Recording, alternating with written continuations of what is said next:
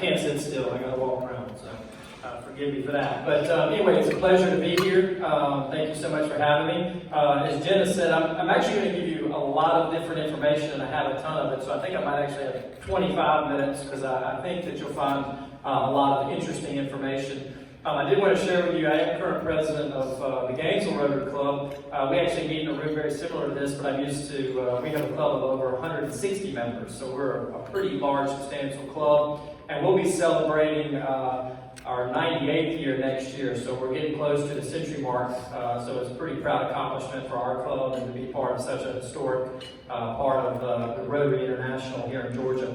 So with that, I'm going to go real quick through a few slides. I wanted to share with you actually first some national statistics from NAR. I had the privilege of seeing the head economist for NAR a few weeks ago, and these are some of his slides, just to get a flavor and taste of what's happening from a national perspective, which will give you a perspective of what's happening here in Pickens County and Jasper, and I'll dive into a few numbers to see, give you a flavor of what's happening. So real quick, like I said, I'm going to go through these very, very quickly. And of course, we just need to know that spending and revenue, this is from, of course, our government. And of course, we're spending more than we're bringing in. We all know that that's the case, but keep that in mind as we move forward into our local side of things. This is our GDP. We can actually see where we're doing actually slowly, and we've actually come down from 2018 to 2019. This is a very fascinating chart. I know it seems kind of Federal Reserve monetary policy. This is the Fed funds rate. A lot of people believe that our interest rates that you have on your houses are based on this model. What you will actually see is, so if I go back, that I'm looking at this small section over here to the right. So we've highlighted that. So if you look at the 30-year mortgage rate as compared to the Fed fund rate, you can actually see they're not necessarily in direct correlation as the 30-year mortgage continued to go down as the Fed fund rate went up. So this is the fascinating thing about that. So what does it correlate to? It correlates to the 10-year Treasury. Almost identical to the 10-year Treasury is what we're seeing as far as the numbers in the 30-year mortgage. Again, I'll come back to why these are important a little bit later. Federal deficit, of course, we're continuing to see where we're increasing that, which unfortunately is a continued trend. This is the consumer confidence. The good news is, and this is what we'll talk about here in Jasper and Pickens County, is our consumer confidence is high. We're seeing that from a national standpoint, and we're continuing to see that to grow, even though it is changing in the housing market slightly. Companies are making a lot of money today. That's important to understand where things are. So we're actually seeing a lot of money sitting on the sideline. There are a lot of companies who are cash rich, but they're not putting it back into the market. Part of it was really the phenomenon of the recession. What we saw was these companies during the recession had to lay off a lot of people, as we know. They had to shrink their expenses. And what they found is as they recovered, and as they were recovering out of the recession, what they were able to do is continue to escalate their profits without having to bring back as many jobs or bring back as much infrastructure. And so they were actually able to make higher profits, which of course affected us a little bit from a job standpoint. We are starting to see that move a little bit and that trend continue to grow. This is as I mentioned, this is the business investment in the U.S. These are these companies that is actually still trending down from their investment back into the U.S. This is the commercial realtors. This is the activity. So we're actually seeing slower leasing. So I wanted to point, this actually gets to a little bit here in Jasper and Pickens County. I heard a fascinating term the other day called clicks for bricks. I don't know if you know what that means.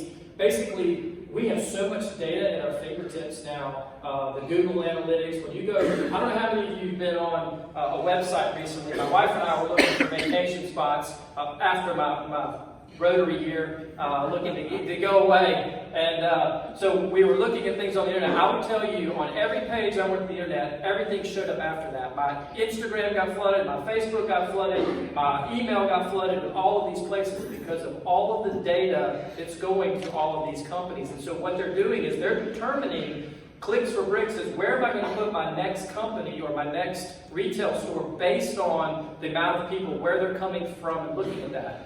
I will tell you that is something that county governments, city governments are going to have to start paying attention to. Where are their data resources coming from, and are they paying attention to the data that they're receiving?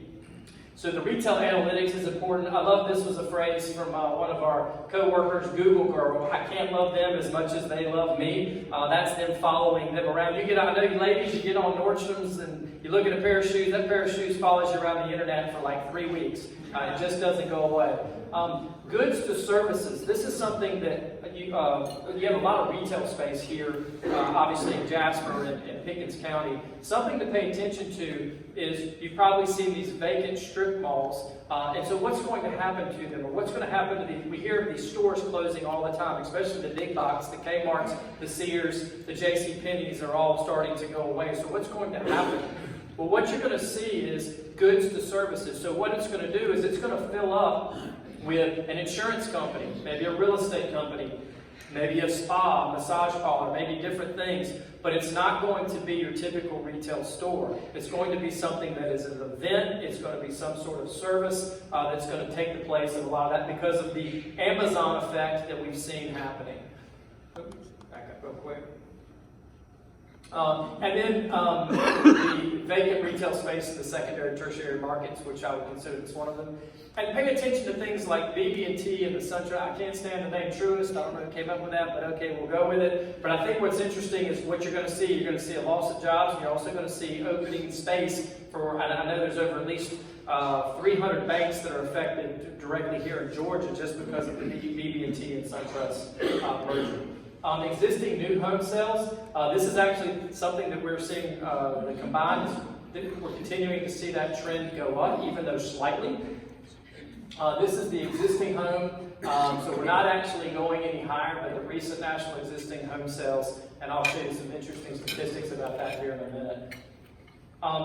Good time to buy. This is actually a consumer confidence. A lot of folks says, you know what, it's not a good time to buy. And the reason a lot of them don't think it's a good time to buy is a phenomenon in our business, and Don knows this, is that they're tired of the bidding process. They go in to put an offer in a home, and it's like, sorry, there's multiple bids coming in behind that. And they're tired of it. They're also having buyer's remorse after they buy their house. They're saying, did I pay too much for that house?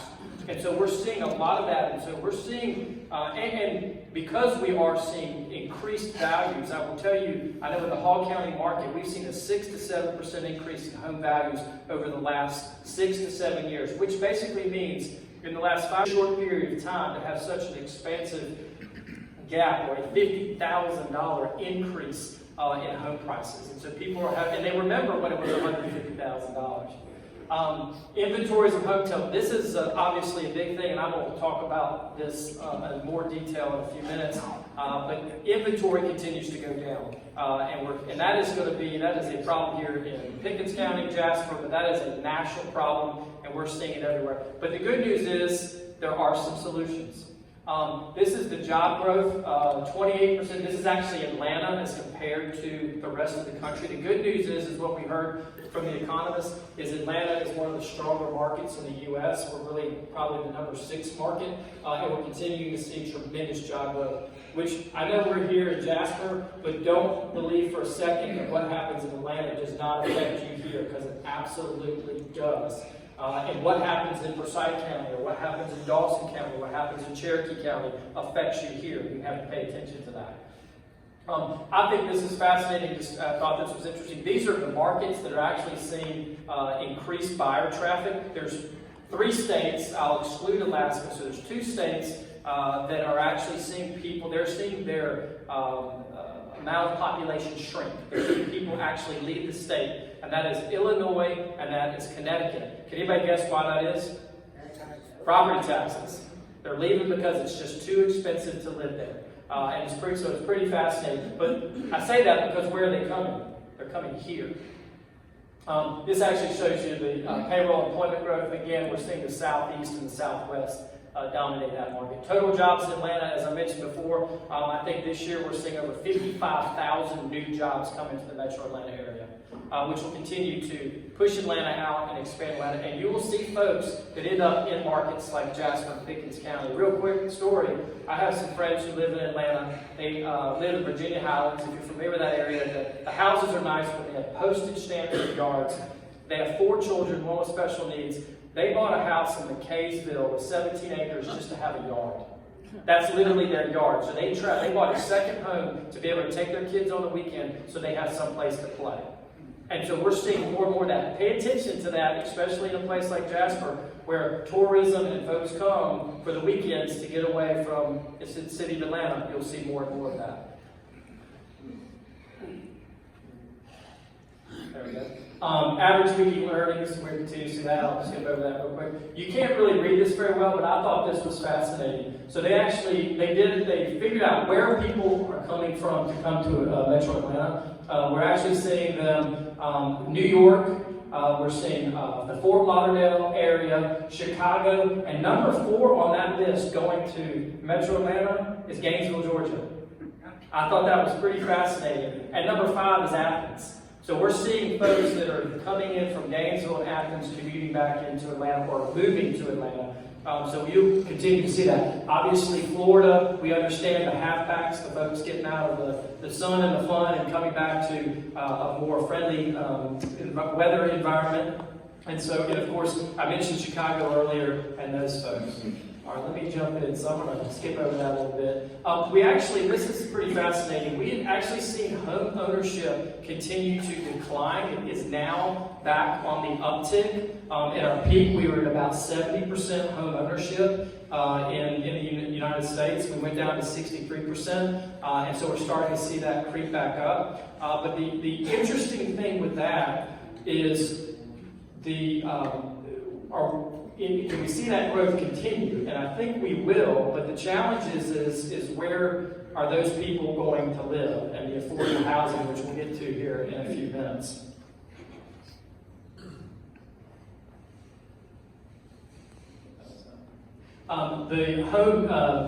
The wealth total assets, so we're actually seeing people continue to increase wealth. I mentioned that $150,000 house going to $200,000. So we're continuing to see that people generate wealth within their asset of their home. So this is actually from 2000 to 2016 to 2018. If you compare renters to homeowners, obviously people are finding value and investing in their house.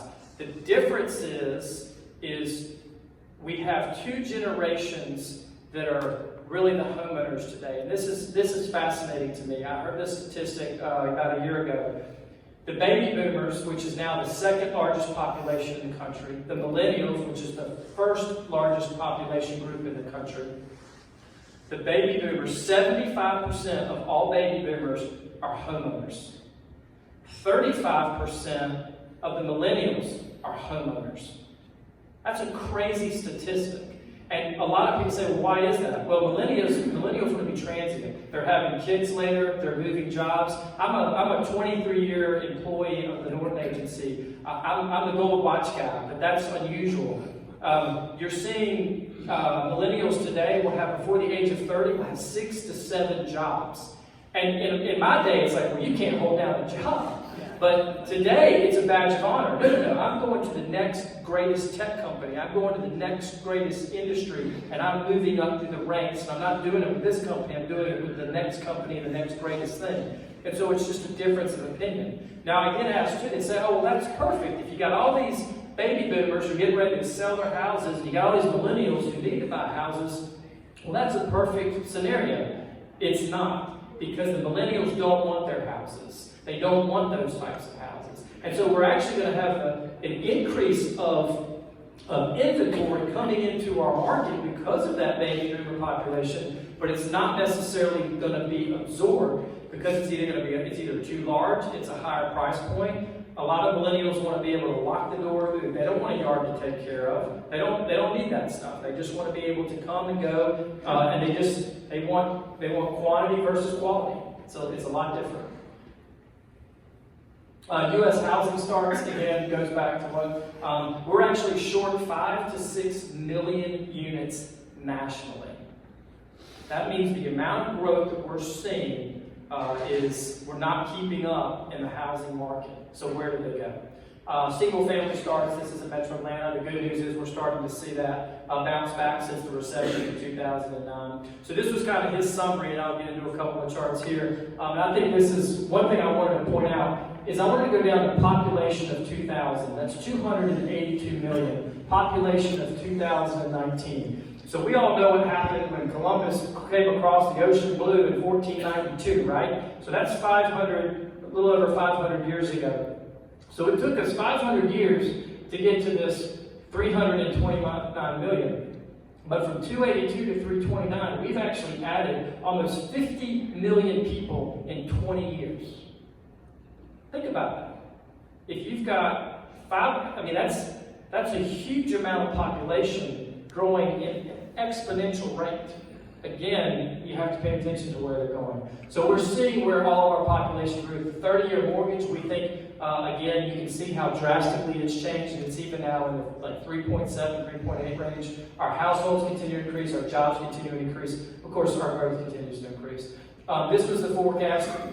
He believes there's no recession coming. I think that was good news. I don't believe that either. I don't think that we're seeing, we are going to see maybe some corrections, but we don't see anything that we saw in 2008 and 9. And this was his prediction for our GDP growth, our job growth, and of course our inflation. This is the housing forecast, moderate growth. We'll continue to see that, but it's not going to be nearly enough to keep up with the growth that we have. So let me jump in, and I hope the next ones are a little bit. Yeah. So I want to get into Pickens County and Jasper real quick. So this is the for sales versus sold. This may be a little hard to see, but the one thing I wanted to point out, and this is basically the last 14 months, if you look at the green line, that's what's currently on the market, and that's the average. So in January, your average price point for sale in Pickens County is $415,000. The unique thing, though, is what actually sold was only $265,000. That's a huge gap difference. Of course, this is across all price points. So you can see the houses that are on the market and the ones that are actually selling. I will tell you, don't get too upset about that. Just about every community that I look at is very similar to this. So we see a huge gap in that. This is actually, and again, I'm going to go through these real quick. This is your for sale versus sold. It was pivoted, so in January you sold 38 or had 38 go under contract. Currently you have 130 houses in your market for sale. This is actually an interesting chart. This is your months of supply. So you currently have across all price points almost 6 months of supply, which is actually pretty good. That's actually a very moderate place that you want to be. I will tell you, if you don't understand months of supply, basically 6 or 7 months is kind of where you want to maintain. Anything below the 6 or 7 months becomes a seller's market. Anything above the 7 months becomes a buyer's market. We've been very much in a seller's market for a long period of time, but you can actually see where we're starting to creep up a little bit. And y'all have actually maintained better than a lot of communities that we've seen. This is the average days on market. So if you remember that first chart I showed you where there's that big gap in price, we still have a gap here. Look at the sold. So and that green line is the percentage of price. So they got about 95% of their asking price. But what's interesting is the average days on market and they're correlated. So you can see in January it took almost 80 days for a house to put on the market to be sold. And if you look back at March or February, 148 days. This is the average price point, per square foot, about $122 per square foot. So let's talk about Jasper for a minute, because I know a lot of you folks live in town. You're going to find that it's very, very similar. For sale, you have about 101, 6.3 months supply. So even a little bit better months of supply. So you're kind of right in that middle gap between a buyer's market and a seller's market. But if you look back, look at during, and it does go in peaks and valleys. What's interesting, peaks and valleys, what's interesting is that during May, June, July, you actually had an increase. You were a little bit higher on your inventory. That's probably because you had more houses coming on the market during those months. That's typically what we see during the summer months. skip over that. 120 for you guys. Again, very similar in the gap as far as the sold price, about 95%. And again, the same sort of gap, 419,000 here in town, and then of course 275. So a little bit closer, but still a pretty sizable gap between what's on the market. So I thought it'd be interesting to compare because you do have a little neighborhood called Big Canoe, which I think kind of affects you guys a little bit. And interestingly enough, of course, you can see where the inventory, your sweet spot for inventory is really between $250,000 and $400,000. That's actually not a bad place to be. Where you really are struggling is that under 150, which today, I don't know that you can find a $150,000 house, not one that is desirable. So you're not going to find much there. But you do have some inventory in that 150 to 250 range. And again, and then of course, Big Canoe certainly looking at the higher ends of the market and dictating that. This is months of supply, so I thought it'd be interesting to compare. All very similar. You can actually see, I thought it was interesting, the 440 to 750 at Big Canoe tells me that that's the sweet spot in Big Canoe. If you can buy a house in that price point, that's where you want to be. I'll tell you, obviously, the Big Canoe and the gray there at the end, I'm assuming those are probably lot prices for those houses, so that's what showed up as far as the inventory from there as well. There we go. This is your average sales price. I thought that you would find this very interesting to see what some of the surrounding counties were doing.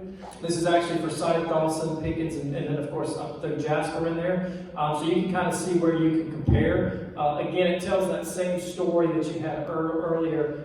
So that is going to be your average sold price and your average sales price, and you can see where in all of those markets there's a huge gap between what's 5 minutes. All right. I keep on, I'm almost there, so thank you for the update. So a few things I wanted to share with you. So what's driving our economy? I get asked this all the time.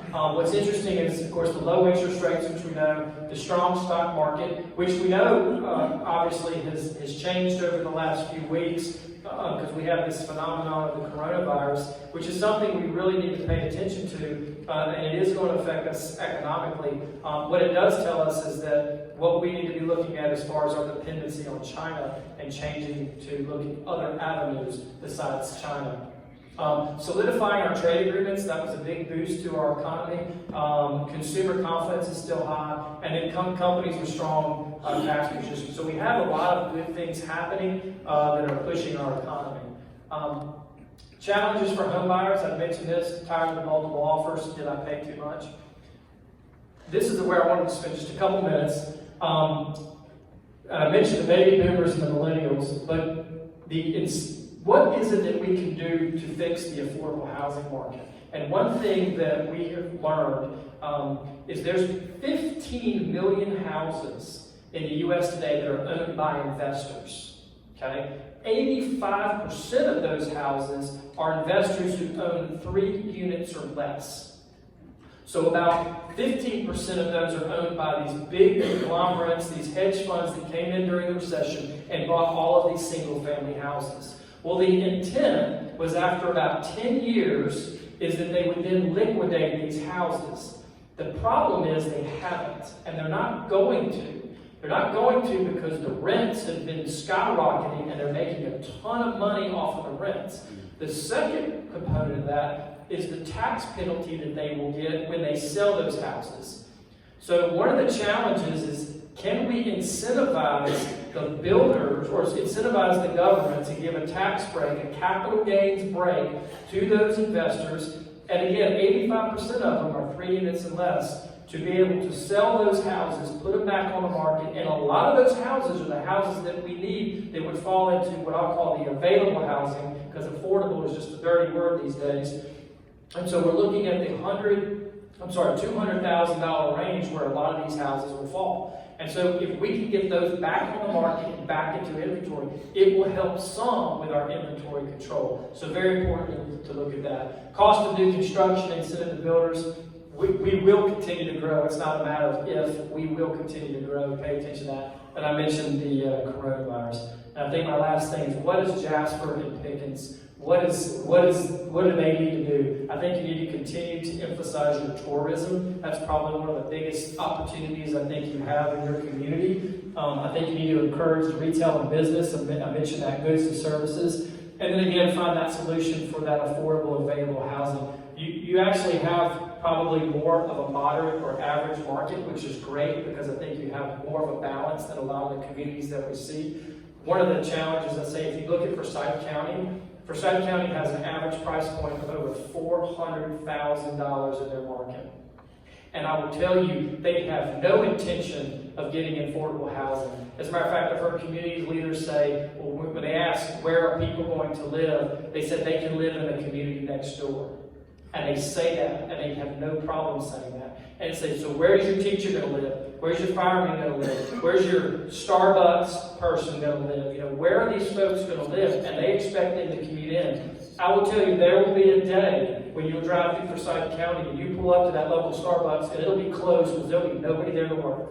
Because they'll stay home in their own community making that $15 an hour or whatever the wage is, and they're not going to come. And they're not going to drive and spend the gas to come to these markets with these huge houses. And so they need a balanced market. And I will tell you, Dawson County is somewhat falling in line with them as well. They have over a $300,000 price point. Of course, they're only a community of about 40,000 people. And so that's something to pay attention to as you go. I think I'm out of time, so I'm going to wrap it up with that. If you'd like to ask questions, or I can stick around for questions afterwards, I'd be happy to. Yes, sir. I did have one quick question about what you just said.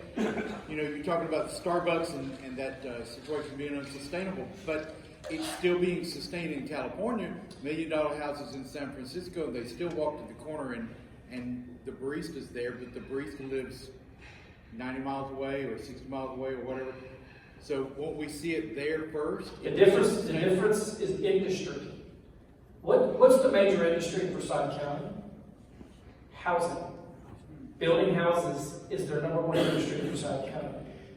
They don't really make anything, they don't have manufacturing, they have some white collar type stuff. Because I say the same thing about Buckhead. Say, well, Buckhead does it. Buckhead has all these, but they have large office buildings and they're generating tax dollars through other avenues. That's where my concern is for Forsyth County, is they need other tax dollars to come into their market other than the housing market. A house, for every dollar of tax they spend, they use $3 of services. For an industry, for every dollar they use, they put $3 back in. And so there's you need to have, and that's, I think, the problem is they don't have the balance of the businesses to bring in. That's what I see as the challenge for Forsyth County. Dawson County has the outlaws, so they have some opportunity there. Yes, sir. Just a quick question. Sure. On the charts that you were showing, the only thing I didn't see that I was kind of interested in was the age group. Oh, yes. Those individuals moving in or moving out. So so the 55-year and older is the group, the largest group still coming into our communities here in North Georgia. That's why we're still seeing the growth of the age-restricted communities, the Delwood, the Pulte, the Sun City type developments. We're going to, and our average age, I think, I know that in Hall County it actually went from 37 to about 35, so we've actually come down. I don't know what it is here in Pickens County, but we are starting to see, but we are still seeing the influx of that 55-year and older crowd coming to North Georgia. Again, a lot of it from Florida, some of it from the Northeast. Coming here, we have a major airport, we have decent weather, as far as the cost of living is still fair compared to a lot of places in the country.